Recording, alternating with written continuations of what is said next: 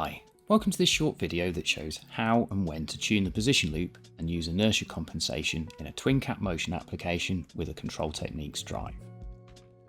So the hardware that we're using in this demonstration is a laptop. The laptop's been loaded with a TwinCAT XAE shell. It's also been loaded with Control Techniques Connect software. There's an Ethernet connection through to our hardware from Beckhoff, which in this case is an IPC, but it could easily be a controller or PLC from Beckhoff. It makes no difference. One of the ports has been configured for EtherCAT connectivity, and that port is connected through to an SI EtherCAT, which is the EtherCAT interface for this drive, which is a Unidrive M700. Now, if you've got our dedicated servo products, such as Digitats HD M753, this interface is effectively built into the product rather than a separate module. But what you find is all of the information in this set of slides works regardless of the target. So, a quick reminder of what it is that we're trying to achieve here. So, in previous setup, we've done an auto tune of the drive, which goes and sets up our current loop. So this is choosing how much the drive will respond to speed loop response and put current through into our motor. Okay. We also went through and used the slider control to go and tune up our speed loop. Okay, so we ended up with a speed loop bandwidth of about 70 Hertz, something like that, I think. Now what we're going to be doing is tuning the last of the three loops, which is the position loop. So this is making sure that for the position reference that comes out of TwinCAT via an NC axis, that we're doing the best that we can possibly do to be able to follow it. So in particular, we're looking at the positional following error, and we're changing the gain, essentially proportional gain here, in order to achieve what we want to achieve. The other thing that we'll take a look at is torque feed forward, which essentially takes the acceleration reference from our motion reference from the NC axis and then injects it as a torque feed forward as a reference going into the current loop. So when should you tune the position loop? Well, essentially it's when you've configured the drive and you've configured the speed loop and the application software in TwinCAT has been written, and it's at least enough of it's written to be able to sort of simulate the worst case load condition whilst your machine is working. When to use inertia compensation. So essentially, if you've been able to tune your speed and position loops and you haven't been able to achieve the required position following error, the peak position error is appearing basically during acceleration deceleration. Torque feed forward doesn't do anything for you if you're at constant speed, so you would not apply it if your error is happening at constant speed. It's not the right tool for the job. Also, you will probably find that if your profile is linear, you'll have really big positional error peaks at the point when you begin accelerating, end accelerating, begin decelerating, end decelerating. Okay, and those peaks can be massively improved if you just simply reduce your jerk rate in order to round out those points in the profile. So it's also worth doing that first. And finally, it's not worth using inertia compensation if you just haven't got significant inertia. So what I would say is, if you are looking at inertia and it's less than, 5 to 1, something like that. So by 5 to 1, I mean that the load of the application is 5 times more than the inertia of the motor. Okay, if it's less than that, I would not use it because you're not going to get a significant benefit. So before we get into it, I just want to point out that for this video and all the other videos in this series, they're backed up by a user guide. So you can see this is the user guide that we put together. So if you're the type of person that doesn't like learning from videos really and would prefer, kind of step-by-step instructions, that's fine, we've got you covered. If you watch the video but you don't want to take notes, again, this document will be useful to you and it's linked in the description. So just to show how to tune and when to tune the position loop and inertia compensation are both sections of this document, and follow along with what I'm going to show in the video. Okay, so let's take a look at our project.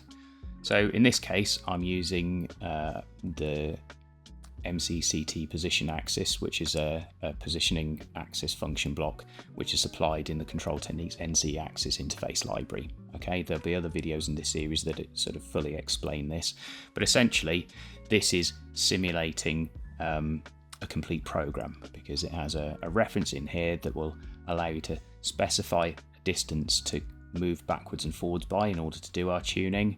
And then when I engage this reference, what's going to happen is the motor is going to start moving backwards and forwards. Okay, so let's do that. So I'm going to turn on this position reference, and there we go. So now I'm going to switch to Connect and to the Performance Tuning tab. I'm going to start the scope. So here we go. Let's just let that run for a little bit so that we can see. So this is our axis speed going forwards and backwards and forwards and backwards by a specified distance. Okay. What we can see down here is that, if I just stop it, it'll make it easier to point out. This black line, this is our speed following error. This red line, this is our positional following error. And you can see these spikes here line up with when we begin accelerating or begin decelerating. So this is, we're starting to decelerate, and in line with this spike, this is when we begin to accelerate. Any time that we change the direction that we're changing the speed by, that's when you end up with one of these spikes, and that's what we're aiming to kind of tune out really with our position loop and, you know, further improvements. So let's have a look at that. So I've started my scope again. We'll just let that settle out. And what you'll notice is that first of all, we're back in, you know, on the performance tuning section of the tool. We can see that here's our kind of original speed loop tuning. Okay, so 770 hertz. That gave us a value of speed following error that wasn't increasing anymore. And when you get to that point, it's not worth increasing kind of beyond it, at least from the point of view of just tuning the speed loop. Okay. And here we can see that because we aren't using the test moves here, note that all of this profiling is coming from our you know, program in the TwinCAT environment, you know, from the PLC or controller. We now get this position loop control up here. So this is saying that the position controller that's built into the drive, which responds to the reference that we get over EtherCAT, is now running, and we're able to start to begin to tune the position loop. Okay, so two things to note. One is that tuning the position loop is via this slider. So if I begin to slide this along, keep going, we'll be able to see in a minute that, there we go. You can see that now the area under the curve is very much reduced. And we've still got a couple of little spikes as we begin accelerating and decelerating, but we've very much reduced it. Now I've just slid this along all the way to the end, and I know that I can do this because my particular application has a very good encoder on the end of it.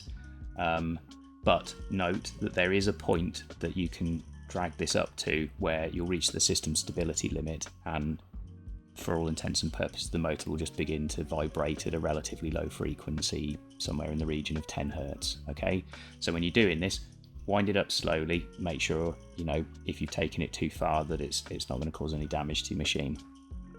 Okay, so second thing to notice is that the units that you see along here aren't the units that you see in the TwinCAT NC axis, and the simple reason for that is that the TwinCAT NC axis has its own scaling. So I'll just flip back here just to show that.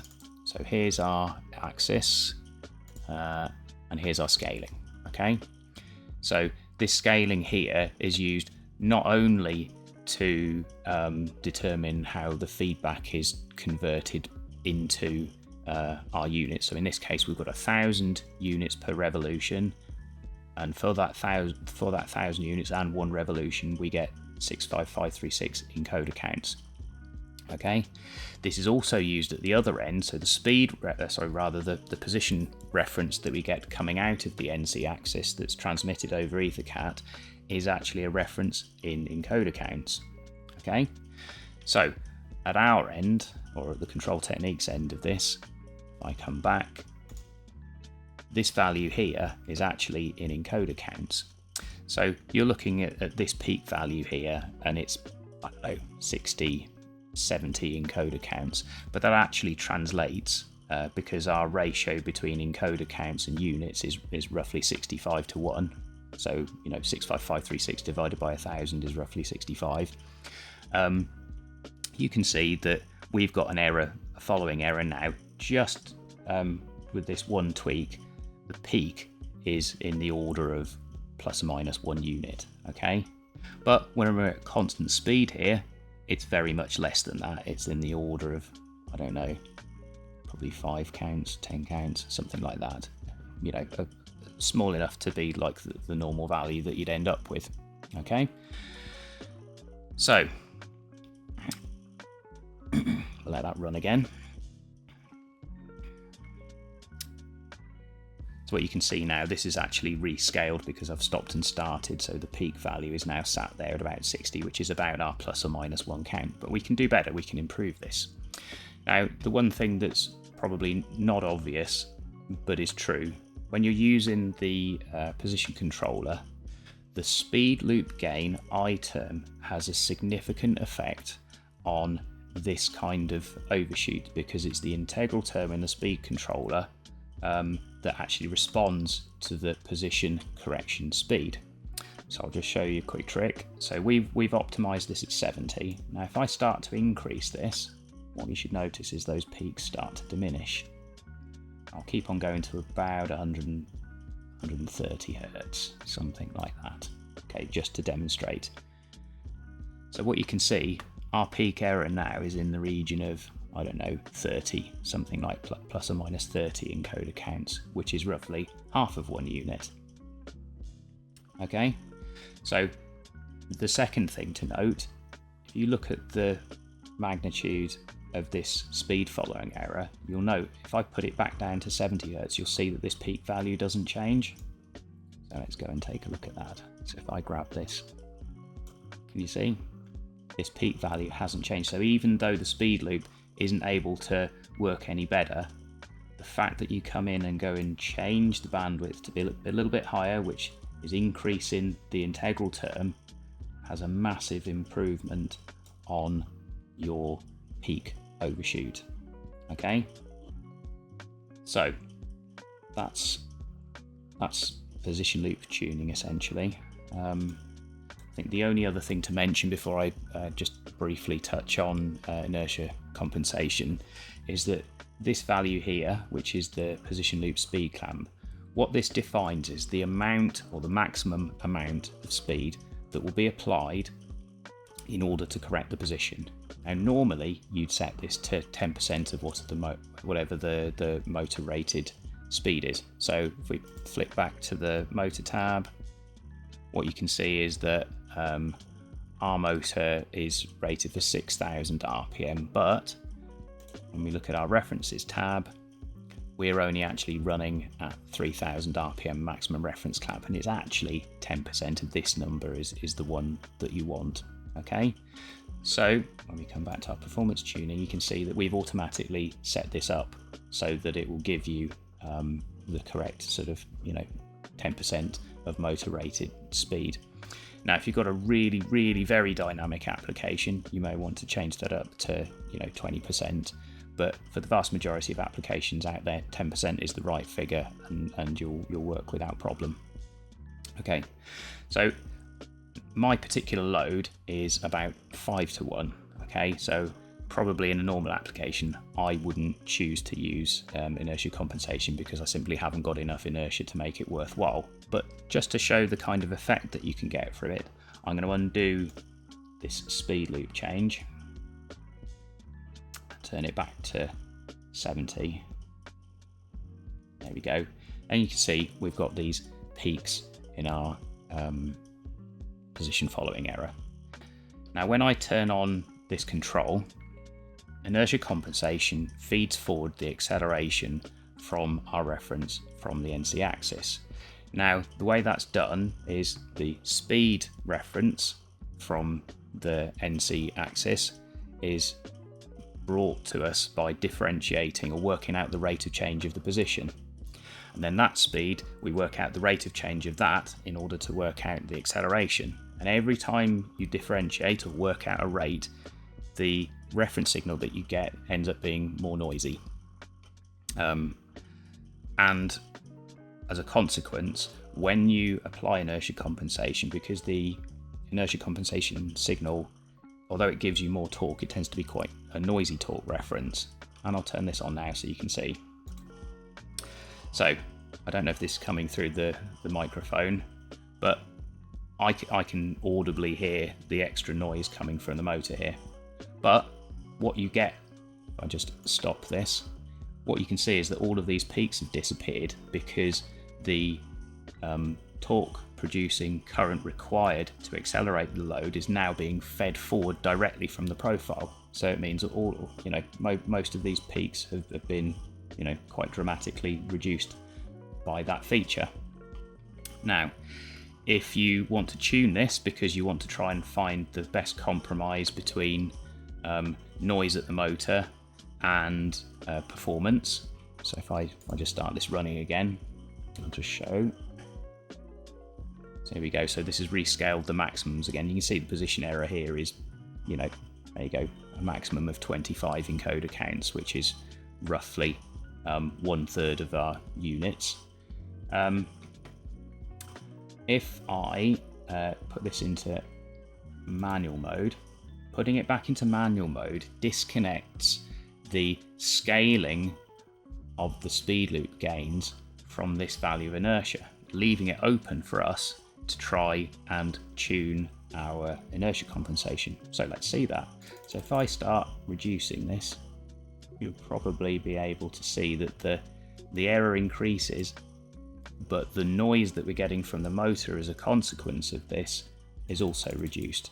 So usually when you're using this, it's a balancing act between how much noise do you want to tolerate from the motor versus the performance that you're actually trying to achieve. But like I say, if I put this back up to roughly where it was before, it doesn't have to be too precise. So roughly there, and I put it back into bandwidth mode and then turn that off. Actually, because the inertia of this particular load is pretty low, I can probably achieve the performance or the best performance just by, modifying my speed loop, and then I don't end up with all of that noise from the axis. So there we go. Hopefully you found that interesting and instructive. See you in the next video.